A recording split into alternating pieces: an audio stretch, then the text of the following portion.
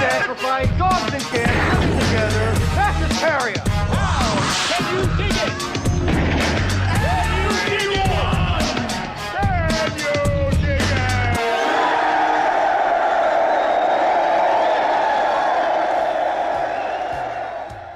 What's up, you axe-wielding maniacs, and welcome back to the Lucid Nightmare.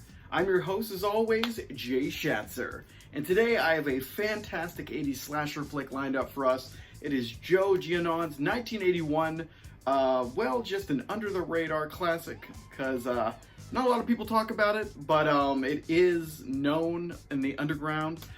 It is Madman, aka Madman Mars. And this one's outrageous, very strange. I've always thought it was the most unusual slasher just because of the characters. They are aliens. They're so weird. But let's get into the weirdness and the slasher goodness. Here is Madman.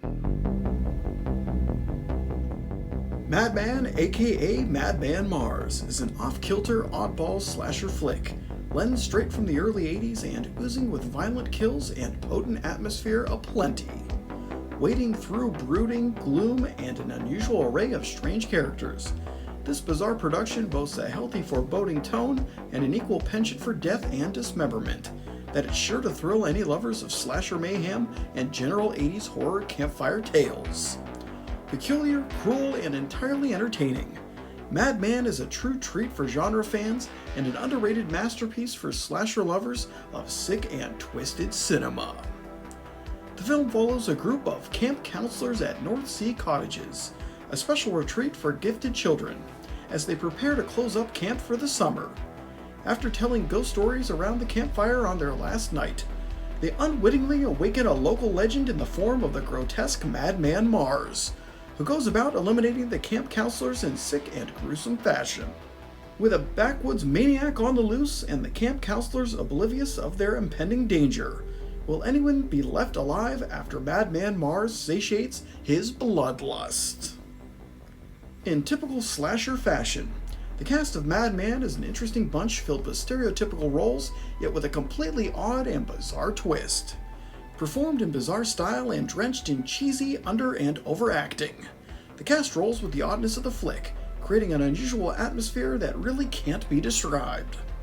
From goofball weirdos to traditional scream queens, the players of this frenzied horror romp are without question an odd breed, but in their strangeness they all give compelling performances that will rattle along in your brain for weeks to come. The kooky counselors and tender meat for the grinder are Galen Ross as Betsy, a beautiful blonde camp counselor whose destiny could be the final girl standing. Tony Lunziata as TP, Betsy's overprotective lover boy who's a real pain in the neck. Frederick Newman as Max, the weirdo camp owner who tells the dreaded tale of Madman Mars and lives to regret it. Alex Murphy as Bill, a mustachioed ladies' man who gets taken for a ride. Jan Claire as Ellie, the curly-haired weirdo counselor who appears to be missing a few screws. And finally, Paul Ehlers as Madman Mars, the backwoods psycho whose profession is peeping on counselors and tearing shit up. From Madman to kooky counselors, the cast is remarkably odd and altogether strange, making the experience of Madman all the more confounding and unusual, and exceptionally entertaining. Aside from the wacky cast and their bizarre performances, the real appeal of Madman is the overall atmosphere and off-kilter tone of the picture. With little to no warning, we are thrust into the story once the campfire tale is told, and the movie just flows from one kill to the next, barely giving us a chance to get to know the individual counselors before they are brutally murdered. It's a strange approach and probably the most bare-bones slasher film in all the genre, but one that stands out wholly because of its unorthodox approach. The movie sets up the characters of the picture as true cannon fodder, destined to be hacked up and slashed, and without remorse or pity. The cold and calculated presentation gives the film a unique feel.